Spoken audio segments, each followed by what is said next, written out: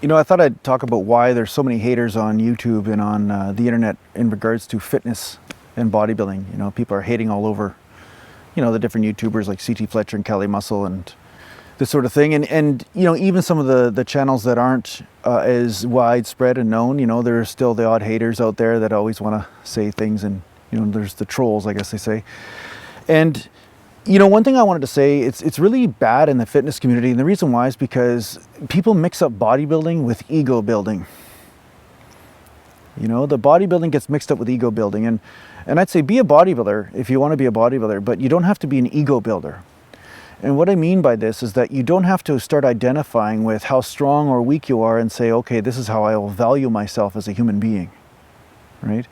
There's so many people out there that are hating because they see somebody that may be better than them at something, and then they can't stand the fact that this person's better because they start to measure themselves as less and more insignificant because they're not as strong or not as big or not as ripped or not as, you know.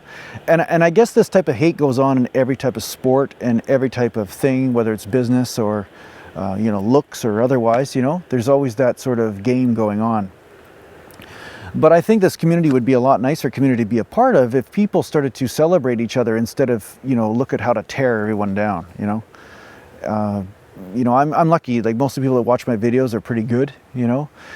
But the thing is that how much muscle you have or how strong you are or how good looking you are or whatever, this is not the measure of a human being. It's not the measure of how much value you have. The only reason why this matters so much to you is because you're believing people's opinions, which aren't necessarily right.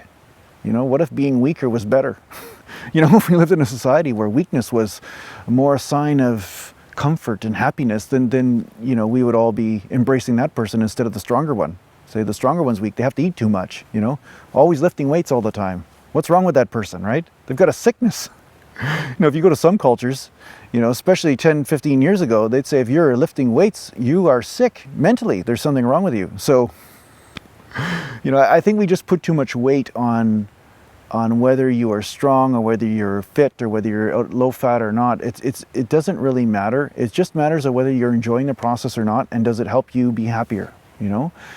But there are a lot of people out there that are mixing up the fact that, oh, they're happier, but they're looking at other people's accomplishment to measure whether they're allowed to be happy or not. And I'd say it doesn't matter how small you are or how novice you are in your training, you know, and sometimes you can be a beginner only training for a few months, but if you can find a way to enjoy that process, that's actually what this is all about. It isn't about, oh, I have to get here, you know, and everybody likes my Instagram photo in order for me to be a happy person. You know, the entire drama of the hate is all starting with the illusion that if somebody likes me or if I can measure how I'm better than you, then I'll be happy. But see, that there's so many people I've seen in this bodybuilding field that become top of the top. They look the best. They're great, they got abs, and they're still miserable. They're still looking to who they can continue to beat. You know, they're never done with this game. So you can be done with this game now, you know, in the beginning stages of your bodybuilding career, in your fitness career, or maybe your career, your work environment, or whatever it is, whatever game you're playing, but you can actually be free of it now. And you'll see that it's incredibly freeing in a lot of ways where you start to actually really enjoy what you're doing, you know? Then when you're training, you're really not so worried about how other people are seeing you. You're actually really there with what you're doing and you're really enjoying it. You know, this really freed me. You know, I think this is why in the first 3 years that I was training, I actually had the best feeling around training and stuff. I was in my garage. I didn't have anybody else to look at me or measure me, doing my dumbbell curls, you know? I always thought that I was king of the planet, you know, in my own world, because I was in my own little world. I was getting better, I was improving, and I was having fun with it. So remember to have fun with your training, you know, and remember to have fun. This is what this is about. It's not about ego building. It's about building happiness. It's more like, you know, not bodybuilding, but happy building, you know, but you're using the body to do that.